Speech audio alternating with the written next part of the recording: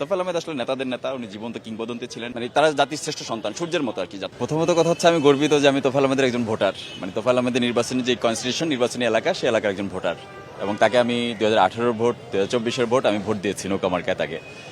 তো তার সাথে আবার হচ্ছে তার যেই ভোলা সদর আসনের রাজাপুর ইউনিয়নের ভোটার আমি। তা আমাদের এটা হচ্ছে একটা বিচ্ছিন্ন প্রত্যন্ত অঞ্চল, রাজাপুর থেকে রামদাসপুর, একটা মাঝখানে ইলিশা নদী, যে ইলিশা ঘাট আপনারা শুনছেন, ইলিশা নদী আছে। তো নদীতে খেয়ে আর ভাড়া যারা ইজারাদার তারা স্বাভাবিকভাবে একটু ভাড়া উঠানামা করায় কখনো কখনো নিজেদের স্বার্থে। তা আমি নেতাকে একদিন রাতে হচ্ছে যখন দেখলাম যে স্টুডেন্টদের ভাড়াও কম নিচ্ছে না, অনেকের ভাড়া নির্ধারিত ভাড়া থেকে বেশি নিচ্ছে, আমি শুধু একটা মেসেজ পাঠাইছিলাম যে লিডার, আসসালামু আলাইকুম, আমি আপনার নির্বাচনী আসনের একজন এই ভোটার, আমার এই ইউনিয়নের নাগরিক, তো এটা নিয়ে হচ্ছে দুর্ভোগ হচ্ছে, এই দুর্ভোগটা যাতে লাঘব হয় আপনার সুদৃষ্টি কামনা করছি। বিশ্বাস করবেন কিনা জানি না, উনি এত বড় নেতা, আমার মতো একটা উড়ো চিঠির মতো বলা যায় যে একটা উড়ো বার্তা আমি তাকে পাঠাইছি, সে তারপর দিন থেকে ওটা কার্যকরী করে দিচ্ছে, এবং যারা ইজারাদার তাদেরকে রাতের মধ্যেই উনি ফোন টোন দিয়ে যে এটা কি হচ্ছে, আমি কি শুনছি।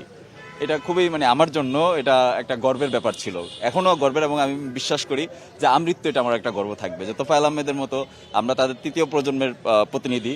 সুতরাং আমাদের কথার যে তোফায়েল আহমেদ যে একটা জননেতা বা জনসম্পৃক্ত যে নেতা ছিলেন, এটার যে একটা বিশাল যে প্রভাব, এই প্রভাবটা আমার ব্যক্তিগত জীবনে আমার পড়ছে আর কি, আমি এটার সাথে সম্পৃক্ত, এই আর কি। তোফায়েল আহমেদ আসলে নেতাদের নেতা, উনি জীবন্ত কিংবদন্তি ছিলেন। আজকে তো উনি এখন সদ্য মৃত্যুবরণ করলেন।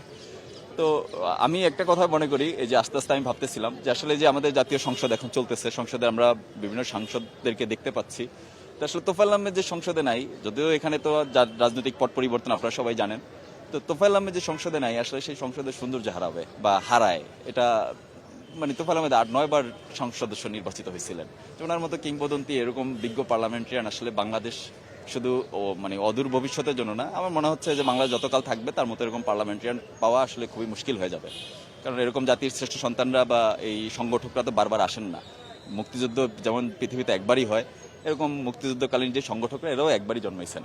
তাদের কারণে আমরা সেই স্বাধীন দেশটা পাইছি, এই সমৃদ্ধশালী দেশটা পাইছি, এর বাইরে আসলে কিছু বলার নেই। তোফায়েল আহমেদকে যদি বর্ণনা করতে হয়, মানে আসলে ওনাদের ইতিহাস বাংলাদেশের ইতিহাসের সাথে তো ওনাদের ইতিহাস সম্পৃক্ত।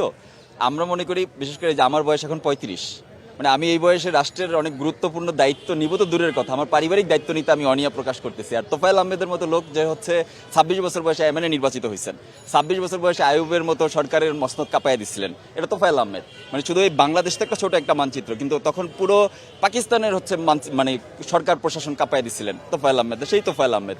সুতরাং তোফায়েল আহমেদের সেই মানে 66 থেকে 6 দফা থেকে শুরু করে 69 যে 69 তো মহানায়ক তোফায়েল আহমেদ, 69 গণঅভ্যুত্থানের নেতৃত্ব দেওয়া, এরপরে যে 70 নির্বাচনে জয়লাভ করা, তারপরে হচ্ছে 71-এর যেই স্বাধীনতা যুদ্ধের সংগঠক হিসেবে তার যে গুরুত্বপূর্ণ ভূমিকা, এবারে অবিসংবাদিত নেতা আসলে তোফায়েল আহমেদরা আমাদের হচ্ছে কি বলবো, আমরা মাইলস্টোন, আমরা যদি এরকম মানে তাদেরকে অনুসরণ করতে পারি, তা আমি নিশ্চিত যে বাংলাদেশের সুনাগরিক পাইতে হলে বা দেশপ্রেমিক মানে নাগরিক পাইতে হলে তোফায়েল আহমেদদের অনুসরণ করলে আমাদের জন্য যথেষ্ট। মানে তারা জাতির শ্রেষ্ঠ সন্তান, সূর্যের মতো আর কি, জাতির সূর্য সন্তান বলা যায়।